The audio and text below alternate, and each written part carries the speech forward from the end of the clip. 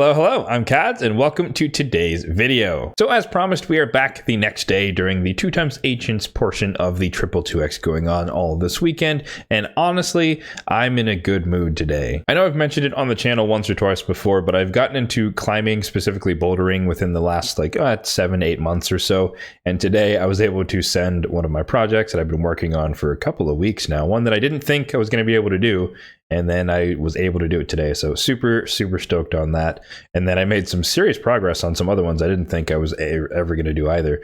But yeah, so I'm super happy about that. So I'm already in a good mood, which means that we're going to get some amazing champions when we pull some ancient shards today. Now, of course, in addition to the triple 2x going on this entire weekend, it does coincide with the bounty deck of fate. And so as such, we'll be getting some progress and flipping some cards after we pull some ancient shards. I summarized my thoughts in yesterday's video on that topic. So if you want to check that out, feel free and you'll know exactly how I feel about this particular deck of fate. But for now, let's get over to the action and starting off with the shard count. So here we are. We have a total of 607 on the ancients, and that's where we will be dipping into today. 263 on the voids, 17 on the primals, and then 44 on the sacreds. In terms of mercy, if we pull up the mercy tracker here, we can see that we are fresh off of a legendary. So worst case, we build up mercy towards some future POGO event or something, or just a 10x or a 15x. And now that there's progressive chance events. So worst case, we don't even walk away with legendary, but we are building up mercy towards the next legendary.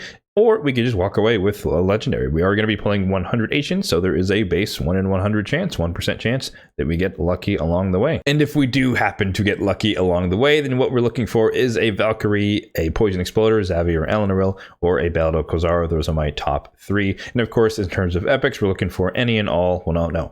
We're looking for the ones that I don't have for the Lady Mikage fusion. Let me be very specific there before RNGesus smites me down. So let's get into the pulls. We've got the space, we've got some cash, and hopefully we get some pretty decent luck. However, in fairness to RNGesus, he did give me one of my most wanted legendary champions, or legendary arena champions, on basically my last shard pull session, and so I really shouldn't expect anything apparently for another year, because that's how my luck works with getting stuff off the wish list. So for the first 10 pop here, we've got 2 epics, and I guess since there's no champion chase, it doesn't really matter about what pops out of these shards. It's more of a sum and rush, and so it's, I guess, quality over quantity in this case. But we have Tayrel, still a pretty decent AoE decreased defense champion, particularly good in high elf faction wars. Chancellor Yasmin has potential as a buff strip champion on this ability here, but it's not 100% chance, so it's really not that strong. So moving right along, like I said, we are going to be pulling 100 ancient shards, and that's exactly how much space we made. And so we'll see if we can get lucky here. We've got 3 epics. Okay, Atatsu, pretty good champion, pretty good epic, I would say. Predominantly, I mean, I guess he is good in Demon Lord Clan Boss in certain teams because he does provide increased defense as well as decreased attack and a leech on the A1, all of which are super solid.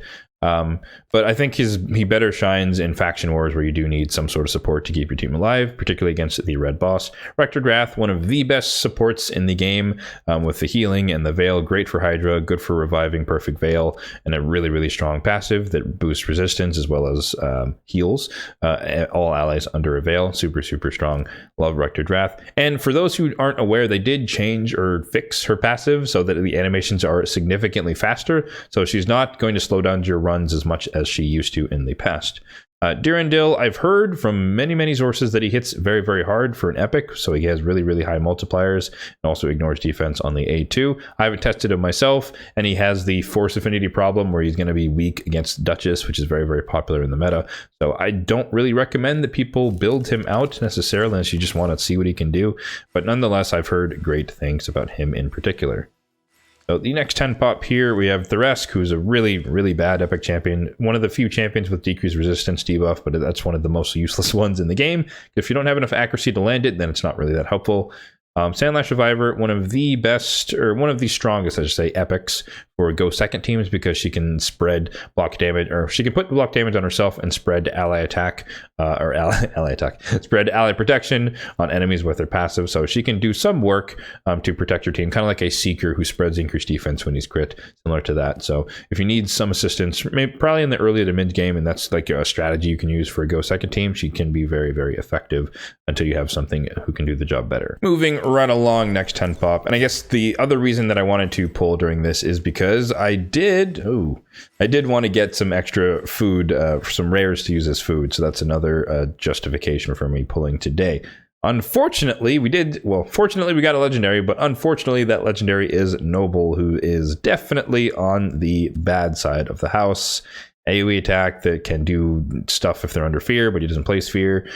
Again, same thing. He can attack stuff and do stuff if they're under fear, and he only places fear on the passive. So he's just a very wonky legendary. So definitely not excited to have him. However, I think he does feed Ninja, although I'm probably not going to do +1. I'll just keep him. I guess he's a unique legendary. He's new to my account, so that's about it. Cornelia, I think she's like honestly underrated as a champion. She's in one of my like default arena teams because she's kind of like baby Kymar, and that she has an AoE sleep that's just the sleep. It's affinity friendly, so it can work across or against any type of affinity, 3-turn cooldown. And then she also has this infamous ability, more so for like soloing Doom Tower bosses and stuff like that, where she can put herself or an ally to sleep, and whenever they're hit, heals that ally by 100%. So fully heal, and then a full turn meter, which after they wake up. So pretty solid champion. I think again she's underrated, and I definitely use her. She's super good in arena. Put her out in like maxed out perception gear and she'll do some work. Karam, not much to say about him. I guess technically he does have the capability to pop all poisons on a single target, even though it does half the damage. But yeah, he's just not really that viable. Well, unless we get super lucky, that's probably our 1 in 100 there as far as getting legendary. So we'll just keep looking for epics in this case, and hopefully we get one for Lady Mikage. It's not panning out so far. We have yet to hit a single one in the past, like, I don't even know, 3 weeks. Made 0 progress on her fusion. Drake, don't call me Dracomorph, is just not that good. Honestly, not much to say about him. They did buff him, I want to say 6+ months ago, and it just made him like more annoying as an enemy in like Doom Tower waves, but not any better as a champion for people to use. Cage Breaker, I honestly don't even know what he does, and that basically tells you all you need to know about his kit. If I don't know it, then it's probably not that good. So moving right along, next 10 pop here. We're probably due for an all blue at some point. Did we call it here? Yes, we did. All blues, moving right along. We don't really need rares on this account. I think I do need 1 rare for the Lady Mikage fusion for the fusible epic Lockwane, to be more specific. And I honestly was not paying attention to the rares, so I have no idea if we pulled him or not. But epic here, marksman, not that good either. He can hit okay, but again, one of the champions who's more annoying as an enemy because he can get extra turns on the A1 and cycle back and start popping people on your team, because of course the enemy waves have much better stats than your champions will ever have. Epic here is Lodric Falconheart, who is S tier if you're building an old school Scarab King team, because he has a 2-turn shield duration on a 2-turn cooldown, so he can keep your entire team shielded. Definitely works and does that job very well if you're running like a turn meter control type team for Scarab King. Continuing right along, here we go, next 10 pop. I honestly was not counting how many we've done so far, but thankfully I made exactly 100 spaces, so once I cannot summon anymore, we know that we are done, and just like that, we are done with an ending on all blues. So 100 ancients down the drain, unfortunately, and we did get a legendary, which means Mercy has been reset to at least like 30 or 40-ish, somewhere around there. So we're not any better off than we were initially, effectively, towards like a POGO event in the future, or a 10x or something like that. So I guess nothing really changed, and we got a legendary who I'm not too happy about. But you know what would make this day even better? Flipping some Deck of Fate cards and getting myself a mythical, hello offers, go away, getting myself a mythical skill tome. So I did build up, I guess 1540 points previous to the ancient shards that we pulled, so we do have 14 flips instead of the 13 that we gained from just the ancient shards. So let's go ahead and see what we can get from these. Now, I have been informed that apparently a strategy is to go in an L shape as far as flipping over cards and trying to get them in a row. So let us see if there's any merit to this strategy. Pause champ, maybe there is some merit. Hey, we got 1 L there and we got 3 in a row. Let's try it again over here. We got common. Hey, are we on to something? Did we crack the code? Ooh, actually, wow, that's a lot of energy. Got 150 here and then 300 from the triple thing. The Mortal Soulstone is pretty nice too, in fairness. Let's keep it going. We're just going to hit all the commons. Oh, no, rare. Oh, we broke it. We broke it. Okay, let's see if we can still make an L here. I guess we can make an upwards L. Nope, epic. Hey, we'll take that. Legendary Tome definitely makes this a lot more worth it as far as investing the ancient shards. That means that it's somewhat comparable to doing a normal champion chase. Now, I highly doubt the epics are all around each other. That's not really going to do it here. Oh man, we're losing it. We're losing it big time. Okay, we're just going to move to a new area and try to make a new L and see if we can get 3 more commons in a row. And we broke it instantly. Okay, well, I mean, it kind of worked, I guess, you know, more often than not, or maybe close to that. I mean, we got 2. We got 2 streaks and we walk away with the Legendary Tome.